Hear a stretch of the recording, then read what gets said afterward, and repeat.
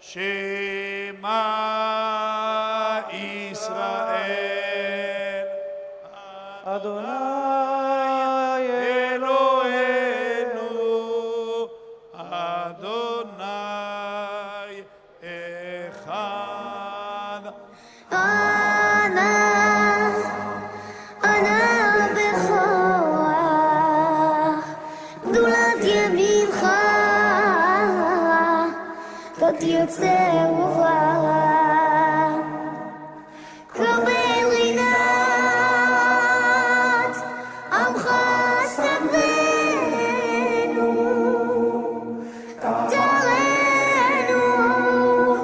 Tarenu Ana Bechoach Gdulat Yemincha Tot Yotzei Uvah קבל רינת עמך סגבנו, קראנו נורא. לגיבור דרוש לאיכותך, כבבת Pour nous, le Yom HaTorah et la famille, c'est d'abord l'occasion de rendre un immense, incommensurable, indicible hommage à Dieu et lui dire que nous avons compris que sans lui, bien évidemment, nous ne serions pas là, que l'on efface de nos mémoires parfois chargées d'images inutiles cette conception qui tendrait à nous faire croire que la Torah est marginale, qu'elle a connu des temps d'ombre, qu'elle a connu des temps de lumière indiscutables, mais que parfois elle disparaissait. C'est d'accueillir tous ceux qui d'habitude ne viennent pas écouter le message de cette Torah et leur dire qu'ils sont chez eux et que la Torah n'est pas la propriété d'une frange ni d'une catégorie des Juifs, mais que nous sommes tous Juifs, quelle que soit notre appartenance à la Torah, quel que soit notre engagement religieux. Et il faut arrêter de présenter la communauté comme divisée, la communauté comme s'ignorant les uns les autres. D'un côté les religieux, de l'autre côté les laïcs, c'est faux. Nous sommes une famille, qu'on se le dise et qu'on le réalise. Dans cette communauté de France, au début du siècle, venait un rabbin d'Allemagne qui s'appelait Rabbi Israël Salanter Zecher Tzadik Livracha. Il a cherché vainement un livre du Talmud qu'il n'a pas trouvé. Et il a dit en hébreu, Ashrei Mishebalekan vetalmudo beyado. Quand on vient à Paris, il faut emmener son livre avec soi parce qu'on n'en trouvera pas. Je pense à lui, qui aujourd'hui, en nous voyant de là où il est, doit se réjouir de savoir que là, des livres de Talmud, que des Torahs et des Rabbanim sont en train de professer avec amour et conviction le message qui n'a jamais cessé, et qu'il sache que si un jour on cherchait des Juifs pour s'asseoir sur les chaises, aujourd'hui on cherche des chaises, on a trouvé les Juifs.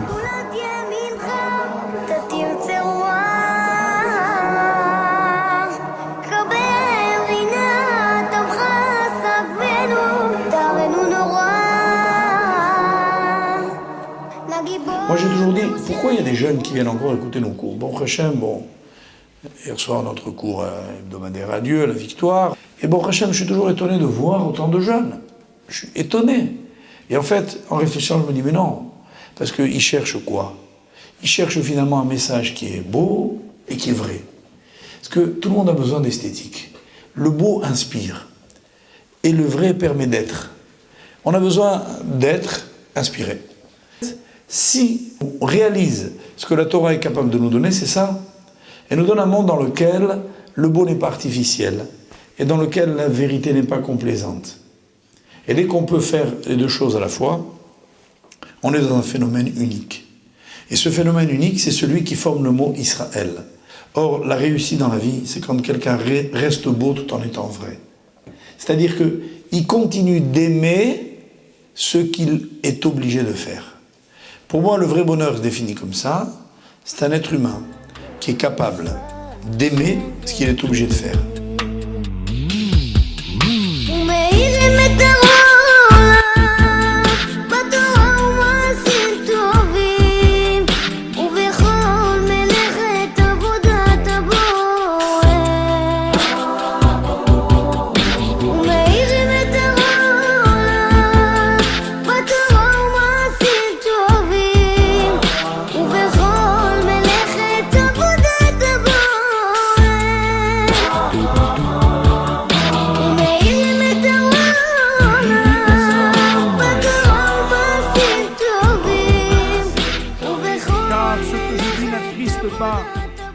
permet de mesurer la bonté de Dieu.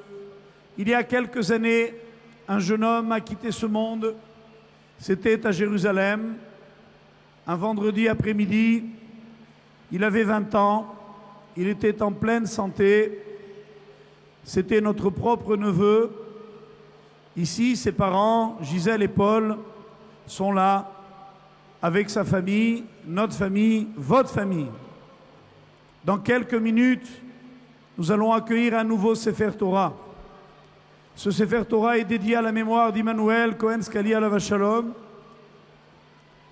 un garçon qui a peu vécu, mais qui continue de vivre à travers vous. Nous voulions évoquer sa mémoire aujourd'hui pour dire toute l'espérance de notre peuple qui réussit toujours à ressurgir dans les événements qui apparaissent dramatiques comme encore plus forts et encore plus heureux.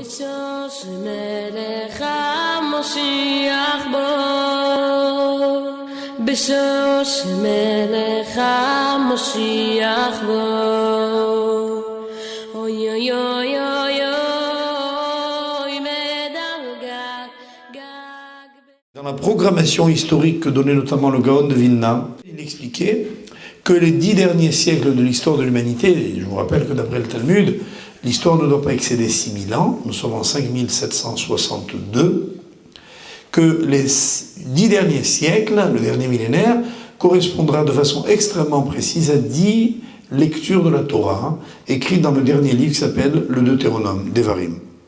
Et là-bas, le Gaon écrivait déjà au XVIIIe siècle. C'est comme ça que j'ai trouvé mon propre nom dans la Torah. Tout y est écrit. Vous lirez les événements majeurs du siècle. On est dans le 8e siècle, c'est-à-dire qui correspond à la 8e paracha. Ce texte nous apprend 2 événements essentiels imprimeront l'histoire du peuple juif. 1. Celui qui dit « Tu reviendras vers l'Éternel ton Dieu ». C'est-à-dire que prise de conscience du peuple juif. Après la Shoah, tout le monde s'est dit « Mais des Juifs, il n'y en aura plus ». Moi, je me rappelle d'un livre qui était écrit par un Américain qui s'appelait Friedman, qui s'appelait « La fin du peuple juif ». Et dans lequel il disait, entre autres, comme tous les instituts de sondage américains dans les années 60, en gros, il disait que dans une trentaine d'années, il n'y aura plus de Juifs en diaspora. Jamais le judaïsme de la diaspora n'a été aussi vivant. Aussi vivant. À Paris, en 1960, il y avait 30 synagogues. Dans la région parisienne, aujourd'hui, on a 260. C'est pas un hasard. Il y a des endroits où on peut manger cachère, il y en a 130 à Paris. Il y en avait 2 en 1960. Et ainsi de suite, les écoles, les yeshivot, les lieux d'études, les centres communautaires. Cette vie extraordinaire, c'est quoi? C'est un peuple qui se réveille, qui vient écouter, réfléchir, méditer, avancer, s'intéresser. Il n'y a plus de juifs indifférents. Et ça, c'est effectivement une maturité de l'histoire qui ne peut pas nous laisser indifférents. Concernant le mot Israël, lors des 7 jours que nous avons vécu à Jérusalem, nous avons eu la visite du Rav Meir Mazouz, le Rosh Yeshiva de Kisei Rachamim, qui nous a alors dit que la valeur numérique du mot Israël était égale au mot Yosef Sitrouk. Mais chose tout à fait incroyable, lorsque nous avons ouvert un des livres qui était, on peut dire, un des livres de chevet de notre Père, il s'est avéré que cette même valeur numérique, il l'avait écrit sur ce livre. Donc voilà un signe comme quoi c'était clairement, il y avait un lien clair entre le nom Yosef Sitrouk et le mot Israël. Le Rav Mazouz nous a d'ailleurs dit qu'en fait il représentait véritablement Israël, un petit peu comme Esther Amalka, comme on le voit dans la Megillat Esther, où toutes les nations tenaient absolument à se référer à elle, en disant Esther était d'origine de Bavel, Esther était d'origine de Perse, et ainsi de suite. Les gens tenaient absolument à se référer à ces personnes. Je crois humblement, et c'est d'ailleurs le Rav qui nous l'a dit, que c'était la même idée pour notre Père. Tellement les gens étaient attachés à lui, tellement les gens l'aimaient, ils disaient tous qu'en réalité il venait de la même origine.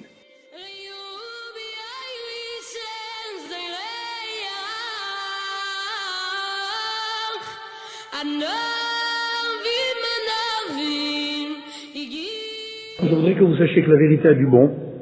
Je voudrais, avant de conclure, vous rappeler une très jolie phrase que j'ai dit le jour de Kippour, ici, avec ceux qui avaient prié avec nous. Il y avait le Rabbi Levi Yitzhak de Berditchov, un rabbin de Russie qui est admirable, qui est un grand défenseur du peuple juif, qui a dit un jour, parce qu'il ne savait pas comment défendre sa communauté, il a dit en s'adressant à Dieu, il a dit « Oh mon Dieu, pardonne-nous, parce que je vais te dire la différence qu'il y a entre les autres générations et la nôtre. C'est que les autres générations, quand elles disaient « Nous avons fauté, Hacham, nous Bagad, nous Gaza, nous avons volé, nous avons fait ceci », eux ils mentaient, nous on dit la vérité. Alors rien que pour ça, pardonne-nous. On n'exagère pas quand on dit qu'on a fait des bêtises. Donc tu devrais nous pardonner, ne fût-ce que pour cette recherche de vérité, même si elle paraît insipide. Et enfin, mes chers amis, ce que je voudrais surtout, c'est que vous ne vous trompiez pas, entre guillemets, de vérité. Je veux dire par vous tromper de vérité, c'est éviter d'en raconter à chaque instant des excuses. Vous savez, je voulais vous dire quelque chose au nom, parce qu'en fait, il m'a un peu demandé de vous le dire. Pendant ce Shabbat, on a reçu à Paris un rabbin fort sympathique, le rabbin Orwald, et il nous a raconté quelques histoires savoureuses. Alors, il y en a une que j'ai trouvée extraordinaire, je voudrais vous dire, mais parce qu'elle illustre très bien notre propos d'aujourd'hui. Il dit, ça se passe dans une garnison israélienne de Tzahal, de l'armée d'Israël. Alors, les soldats sont libérés le vendredi pour passer Shabbat à la maison, et puis le caporal leur dit, mais attention, à 6 heures à la caserne. Alors, dimanche matin. Alors, dimanche matin, ils arrivent tous les 5 à 8 heures. Il se tourne vers le premier, il lui dit, pourquoi tu es en retard? Il lui dit, moi j'habite un kibbutz, je viens de loin, et je suis venu à cheval parce qu'il n'y avait pas d'autobus, et puis mon cheval est mort. En chemin, il a fallu qu'il continue à pied. Alors voilà pourquoi j'ai du retard. Alors il demande au deuxième, il dit, et toi? Il dit, moi j'habite un kibbutz, je suis venu à cheval, et mon cheval est mort sur la route, et il a fallu que je continue à pied. Il demande au troisième, il dit, et toi? Il dit, moi j'habite un kibbutz, il refait la même cinéma, mon cheval est mort, etc. Quatrième, idem, j'habite un kibbutz, etc. Alors là, il arrive au dernier, il dit,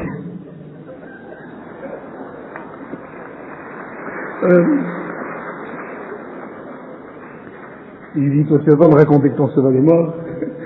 Il dit, non, moi j'habite au kibbutz.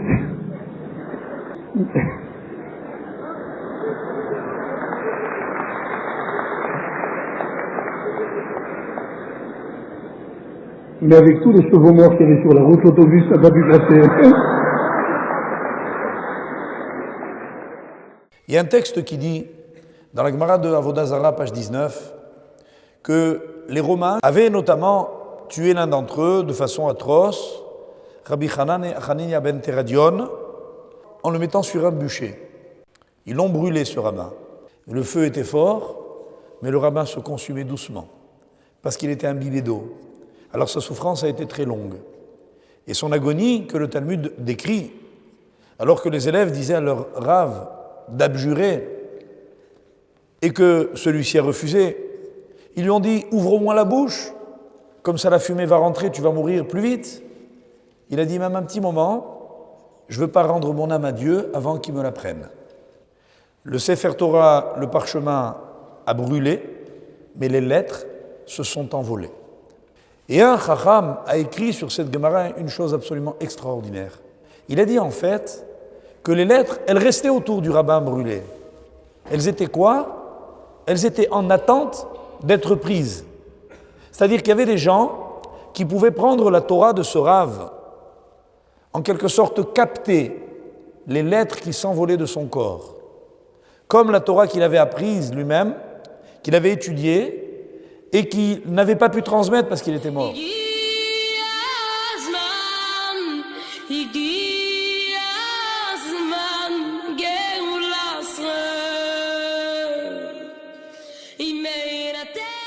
Mes parents étaient des gens très simples. Mon père n'était pas un érudit, n'était pas rabbin. Ma mère était une maman juive comme toutes les mamans. Elle nous a aimés, tout simplement.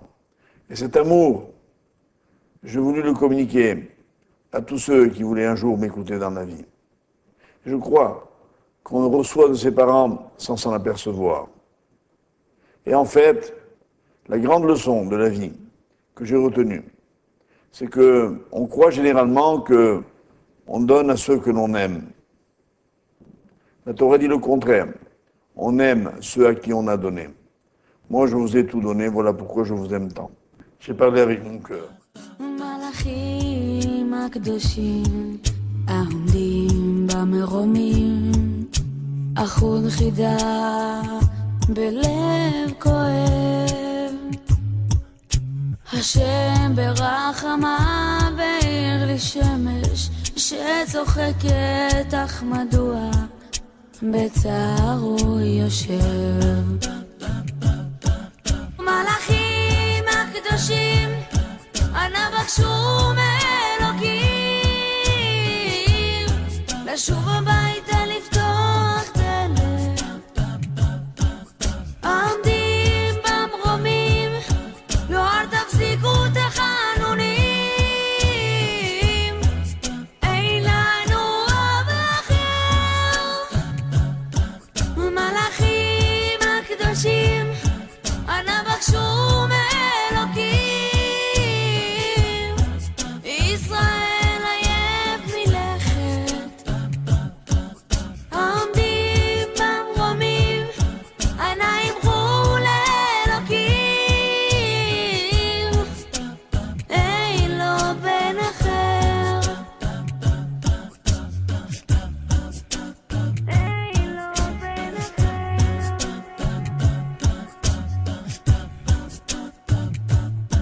מלאכים הקדושים העומדים במרומים על חלום אחד לא אוותר השם הבטיח עוד ירקום שלום בחוט של תכלת אנא גלו לי מתי הוא שוב חוזר מלאכים הקדושים אנא בקשו מאלוקים לשוב הביתה